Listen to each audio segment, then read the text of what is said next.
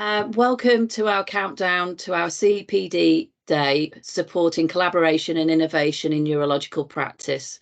The event is being held on Tuesday, the 14th of November at Hull University. And today I'm delighted to have Jennifer Benson here, who is an experienced speech and language therapist and who has been awarded for her contributions to her profession.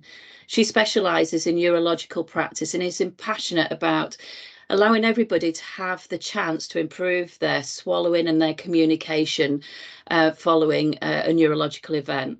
So I'm going to ask Jennifer if she could just provide a brief overview of her presentation on the day. Thanks, Julie. So what I'm going to talk about on the day is cognitive communication difficulties and how that affects people with a brain injury. So I really do feel that we all acknowledge that brain injuries can be a very hidden disability.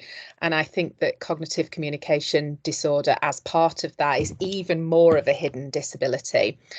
And it can actually be quite difficult for people to realise that somebody is living with a cognitive communication difficulty or disorder.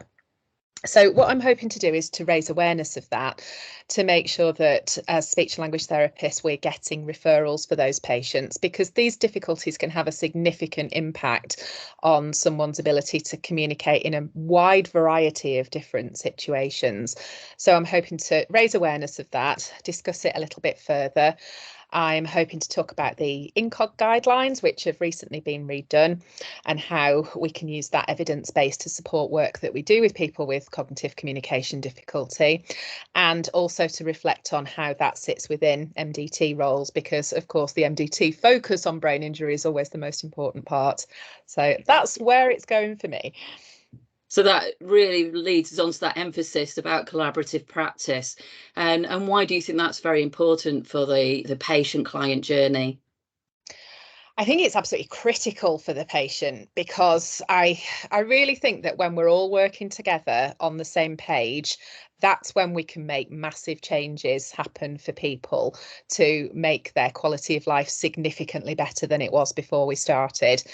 And I really feel so much in brain injury that when we utilise all of the different members of the multidisciplinary team, we all bring such different things, but such closely overlapping things to the table, that actually that's when the magic happens, when we all work together and we all work for the good of that individual person. Now, I know you joined us last year as a delegate, so can you just explain why it's important for people to attend on the 14th of November? Last year was a really good event. I had such a good day on the event last year, and I think having that focus on collaboration, for me, what it really did was bring together the NHS providers working in brain injury and the private providers working in brain injury, and really emphasise how we can all work together to support each other.